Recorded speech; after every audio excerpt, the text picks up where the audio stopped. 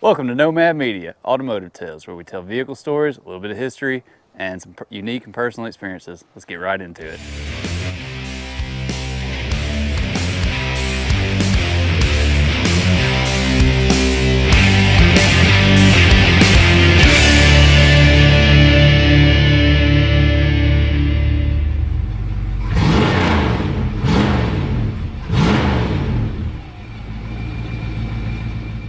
So today we have Ray Milam here with a 57 Chevy 3100 half-ton, and I tell you, that is a mouthful and it's taken me multiple times to get it out. But thanks for taking the time today to show me this truck and talk about it with me. So let's get right into it. Can you tell me some of the history of this truck?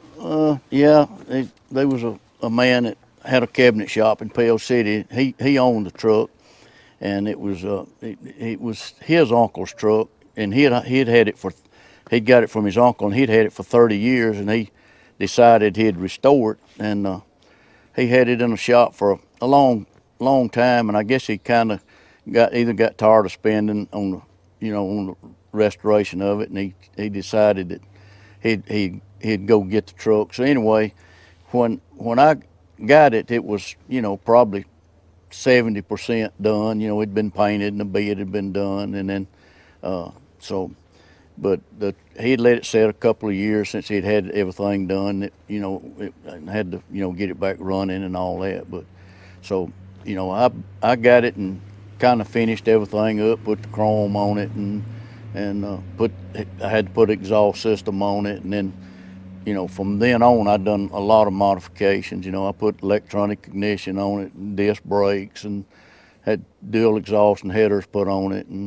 But the truck is still originally got the 231 6-cylinder in it, and it's still original. And I won several trophies because it was still original, still being a straight rodded truck. How you like that straight six in it? I know you were saying something about a street rod and Yeah. The straight six is okay, but the man that had it before I did, he spent so much money on it, and it would be a shame to street rod it because you'd throw away everything that he done, and he spent an awful lot of money on it like it was, and then you'd have to spend that amount again just to straight rod it and everything. So that's one reason I kind of left it original. Most of the car shows and stuff, I hardly ever drive it over maybe 50 miles from home. But if I drove it to the Smokies and Florida and stuff like that, I'd have probably went ahead and straight rodded it.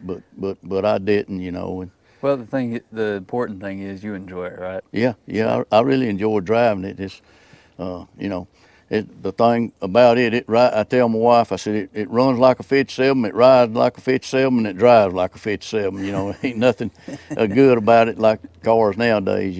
Right. And first time we ever went to town to get it registered, when I parked it at the courthouse, she saw me fighting that steering wheel. She said, "Look," she said, "don't count on me ever driving this truck." When I drove it, and she never has. She can drive it. She learned to drive on one just exactly like that, same color, same model, and everything that her father had, which was long time ago. And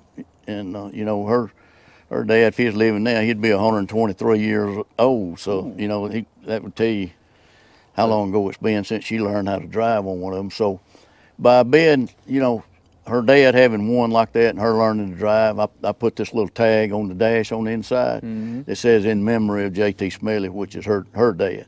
Okay. And so a lot of people heard she's got a brother, and every time he comes, he'll open the truck and he'll show us, says, "See that little tag? That's my dad's." And so that's kind of good part about it. But I've done a lot of stuff to it, and now I'm on maybe in this next month, so I suppose to get the power steering put on because it's so hard for me to steer now, and so. Well, you're going to have a problem with her wanting to drive it once you put power steering on it, right? Well, I don't know. She's got her own hot rod, the SSR, and she's had it 15 years, and I think she may have drove it one time. So I know you were telling me about dual exhaust on this. With it being an inline six, I mean, you've only got one manifold, right? Yeah, and back when I was a kid, everybody that had six, I used to go to this little a drive-in theater when I was a kid, even before I was old enough to drive. Well, everybody that had six cylinders in those days, those old 30-something Chevys and 40 Chevys, 50s, all of them had split the manifold. They'd had to cut and split it and do it. But nowadays, you can order headers and all. But a six-cylinder has got a unique sound to it, and everybody likes to hear a six-cylinder with dual exhaust on it. So I ordered a manifold or headers and put on this truck to where I would have, you know, dual exhaust on it, and it, you know, it's got that sound to it. And a lot of people likes to, you know, hear it run because it's got the dual exhaust on it. But back in those days, everybody just about had six cylinders, had dual exhaust on them, you know. So. Okay, well, yeah. Hey, well, I tell you, it's a beautiful truck, and I really do appreciate you taking the time to talk to me here. So I'd like to thank you again, you know, and I'll probably thank you 3 or 4 more times before I leave. But this is a wonderful truck. I love the story behind it, being your wife's dad's same truck and everything, and this is kind of a memorial truck and everything. I love the story behind it. I love hearing it, and thanks for telling me about it. But thank you, man. Well, you plenty welcome. Anytime, anytime.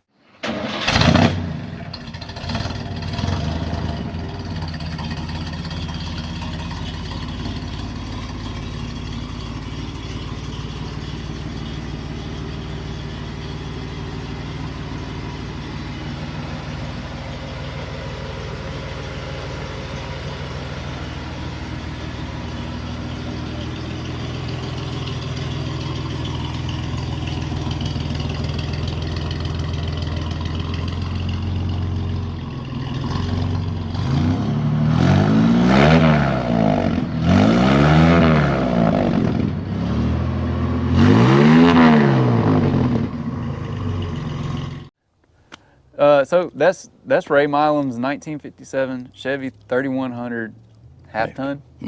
Half ton. I think I got it right that time.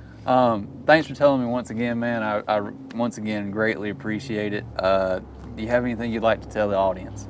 No, I just thank you for watching. Yeah. And with that, I'll see you in the next one. Peace.